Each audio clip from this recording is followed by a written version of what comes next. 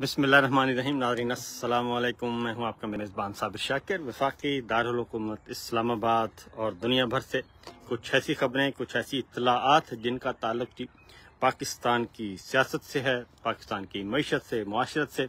उसमें सूरत हाल ये है कि इस वक्त जो सिचुएशन है वो ये है कि पाकिस्तान, वो कहते हैं कि जी सियासत पे बात नहीं करनी आपने। टीवी टॉक शोज़ को सारों को कहा है, इलेक्ट्रॉनिक मीडिया को और सोशल मीडिया जितने भी इनके अपने लाइक माइंडेड हैं उनको, और डिजिटल मीडिया वालों को भी यही कहा है, यानी कि यूट्यूबर्स को, उनको भी यही कहा है कि आपने कोई बात नहीं करनी, सिर्फ आपने भारत भारत भारत पे बात करनी है। तो वो कहते हैं, जितने भी आपने देखा होगा कि जावेद चौधरी साहब को आपने सुना होगा, तो वो कह रहे थे कि पाकिस्तान एक लम्मा मुल्क है और उत्थे ਜਿਹੜੇ ਸਾਡੇ ਬੰਮ ਨੇ ਉਹ ਅਸੀਂ ਸੁੱਟਾਂਗੇ ਭਾਰਤ ਵਿੱਚ ਤੇ ਉਹ ਬੜੇ ਮਜ਼ੇ ਦੇ ਨੇ, ਔਰ ਉਹ ਜਿੱਥੇ ਸੁੱਟਾਂਗੇ ਉੱਥੇ ਹੀ ਤਬਾਹੀ ਫੇਰਨਗੇ। ਤੇ ਜਿਹੜੇ ਹਨ ਭਾਰਤ ਦੇ ਬੰਮ ਨੇ ਉਹ ਬੜੇ ਗੰਦੇ ਨੇ ਔਰ ਉਹ ਬੜੇ ਨਕਾਰਾ ਨੇ। ਉਹ ਜਿੱਥੇ ਵੀ ਸੁੱਟਣਗੇ ਉਹ ਅੱਧਾ ਅਸਰ ਪਾਕਿस्तान 'ਚ ਹੋਏਗਾ और आधा असर जो है वो भारत ही चला जाएगा वापस। तो ये उनका एक मंतक है। वो कहते हैं कि हमारा साड़ा बम है, उन्होंने बम नहीं है।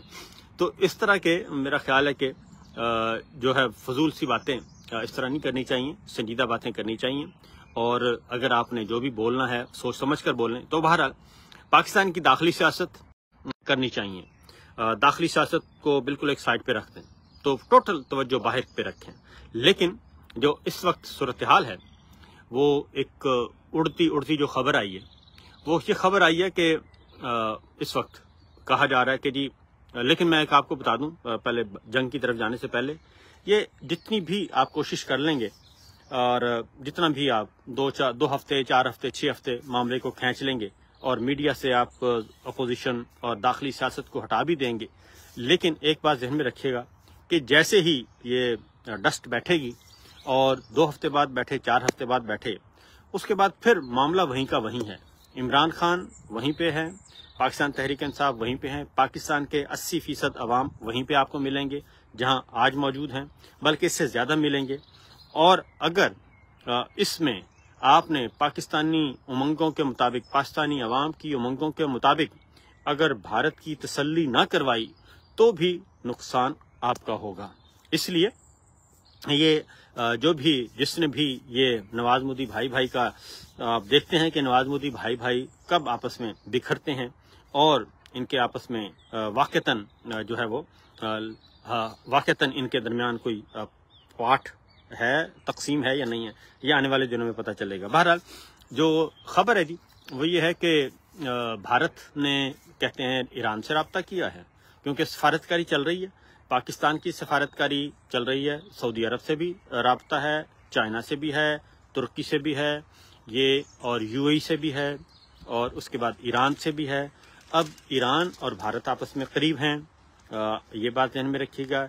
ईरान और सऊदी अरब भी अब बहुत ज़्यादा, भारत और सऊदी अरब बहुत ज़्यादा क्लोज हैं, भारत और यूएई बहुत ज़्यादा क्लोज हैं, हमसे ज़्यादा क्लोज हैं, मैं आपको फ्रैंकली बता दूं, क्योंकि हमारा जो ताल्लुक़ है इन मुल्कों के साथ, मैं आपको कॉमन सेंस है, हमारा जो ताल्लुक़ है सऊदी अरब से, यूएई से, वो क्या है, वो हमारा है हमने कर्जे लिए हुए हैं और हमने अपने बैंकों में रखे हुए हैं। हमारा ये ताल्लुक़ है सऊदी अरब और कतर से हो, सऊदी अरब से हो, यूएई से हो, ये है हमारा ताल्लुक़ की बुनियाद। और हमारी ज़ाहिर है मुईशत बिल्कुल फ़ारग है। तो भारत का जो इनके साथ ताल्लुक़ है वो पैसों का लेन देन नहीं, वो है तिजारत है, क्योंकि भारत अज़ खुद एक बहुत बड़ी मंडी है, 1.25 अरब की आबादी है, तो इसलिए सब उसकी तरफ देखते हैं। और सऊदी अरब भी इन्वेस्ट करना चाह रहा है भारत में, यूएई भी इन्वेस्टर है, सऊदी अरब भी इन्वेस्टर है, कतर भी इन्वेस्टर है। इनके आपस में अब तिजारती कारोबारी ताल्लुकात हैं, इकनॉमिक ताल्लुकात हैं, इकनॉमिक रिलेशनशिप है, इसलिए उनका ज़रा पलड़ा इस मामले में भारी है। हम तो बदकिस्मती से कर्ज़ों की मईशत पे चल रहे हैं, और फिर हमारे हुक्मरान जो हैं वो आपको पता है अपनी ज़ात से ऊपर सोचते ही नहीं हैं। तो ईरान से एक खबर आई है कि जी ईरान के ज़रिए भारत ने कहा है कि हम जो कुछ हो गया बस ठीक है, और अब इसको ज़रा हम करते हैं, कूल डाउन करते हैं इस मामले को, लेकिन फिर अभी कुछ ही देर के बाद ये एक तरफ ये है, ये बैकडोर चैनल पे चल रहा है। उधर सऊदी वजीर खारजा और भारतीय वजीर खारजा आपस में राब्ते में हैं, वो भी चीज़ों को कंट्रोल करने की कोशिश कर रहे हैं और समझने की कोशिश कर रहे हैं, और इसी तरीके से यूएई भी ये काम कर रहा है। तो बैकडोर चैनल पे ये काम कर रहे हैं। लेकिन पाकिस्तान फिर यह है कि इसराइल के जो फौजी कमांडोज हैं वो भी वहाँ पे पहुँच चुके हैं, मकबूजा वादी में भी पहुँच चुके हैं और वहाँ पे मौजूद हैं। जो मीडिया की इत्तलात हैं उसके अकॉर्डिंगली तो पाकिस्तान के साथ अगर कोई एक मुल्क खड़ा है, खुल्ला खड़ा है, तो अल्टीमेटली हमारे साथ चाइना ही हमारी मदद करेगा। और उसने कुछ मिसाइल दिए भी हैं, GF-17 के लिए PL-15 मिसाइल का नाम है, वो दिए हैं उन्होंने, और वो है 200 किलोमीटर तक एयर टू एयर करते हैं जी, वो पहुंचाए हैं। और इसलिए ये तो हमारी तरफ। और दूसरा, हमारे साथ अगर कोई डिफेंस मुस्लिम ममालिक में कोई हमारे दिफा में हमारे साथ दिफाई शोबे में हमारे साथ ताउन करेगा और हमारे लिए मैटर करता है, तो वो है आपके तुर्की है जी, क्योंकि उनकी बहरिया जो है वो बहुत तगड़ी है और अदरवाइज भी वो एक तगड़ी फौजी कुव्वत है, तो वो वहाँ से हमें सपोर्ट मिल सकती है। तो ये तो है एक जो होता है जी।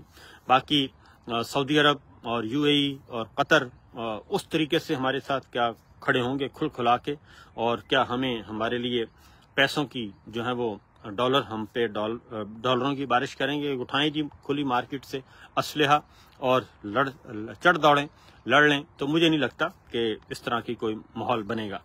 और क्योंकि वो एक ज़माना था जब सऊदी अरब और पाकिस्तान के ताल्लुकात बहुत ज़्यादा बिरादराना होते थे और दरमियान में से हवा नहीं गुजरती, वो जब थे कन्वेंशनल अप्रोच थी, और यानी कि जो बड़े।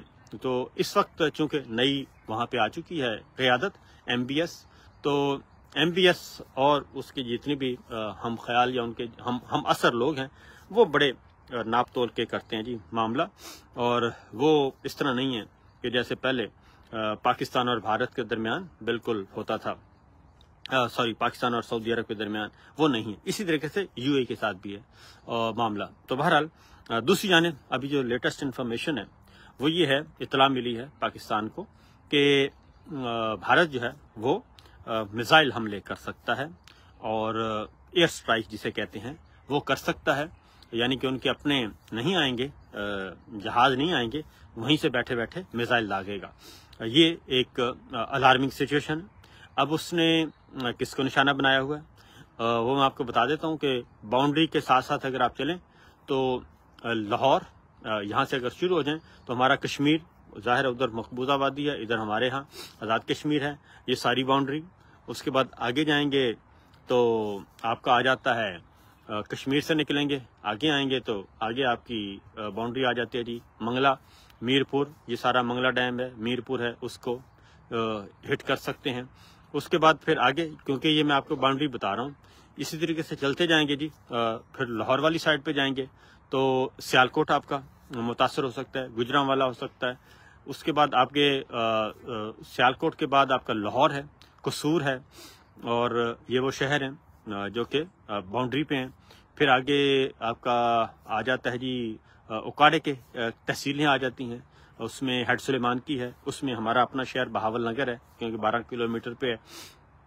और 1971 में जो है वो जो जंग हुई थी तो 1971 में भारत के तैयारे आते थे और हमारे बहावल नगर का जो हमारा रेलवे स्टेशन है वहाँ पे उन्होंने बम गिराए थे। तो बहावल नगर और उसके बाद लाहौर से आगे कसूर ज़िला, फिर उकाड़ा, फिर आगे आपका आ जाता है जी वही मैंने आपको बताया उकाड़े के सब तहसीलें हैं, हेड सुलेमान की आता है जी, उसमें आ जाती है आपकी तहसील हवेली लखा आ जाता है। आगे बढ़ेंगे तो फिर हमारी बहावल नगर शुरू हो जाता है, मिंचनाबाद है तहसील, और उसके बाद तहसील बहावल नगर शहर भी उनके 12-14 किलोमीटर के फासले पे है, ज़्यादा दूर नहीं है।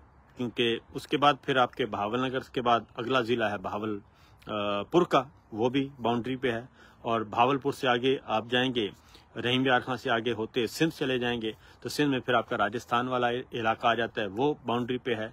आगे फिर आपका जो है कराची बंदरगाह और वहाँ पे लड़ाई होती है। तो ये तो आपका ये वाला एरिया है। दूसरा वो ये तो आपकी जो एयर स्ट्राइक कर मिसाइल करते हैं, करीब वाले मारते हैं, तो ये है।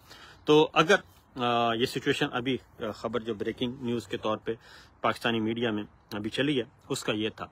दूसरी जानिब अब जो अगली इतलात हैं वो इसको भी असेस किया जा रहा है कि अगर ये हल्ला गुल्ला किया जाएगा तो पाकिस्तान क्या करेगा। तो पाकिस्तान के बारे में आपको बता दूं कि यही कहा जा रहा है कि पाकिस्तान फिर जवाब देगा, और ये नहीं हो सकता कि पाकिस्तान जवाब ना दे। पाकिस्तान ने जवाब देना है और पाकिस्तान ने भी अपनी तैयारियां की हुई हैं, और अभी से क्योंकि कभी इधर कभी उधर बैकडोर चैनल पे हो सकता है कोई गपशप हो रही हो, लेकिन ये लड़ाई जो है वो आगे अभी अगेन मैं कहूँगा कि इसने आगे बढ़ने के कोई चांस नज़र नहीं आ रहे, क्योंकि जानने वाले जानते हैं कि ये इससे दोनों मुल्क और ख़ास तौर पे पाकिस्तान की जो जाली रजीम है, जाली इलेक्शन जो हुकूमत, ये इससे फ़ायदा उठाने की कोशिश, पॉलिटिकल माइलेज हासिल करने की कोशिश करेगी।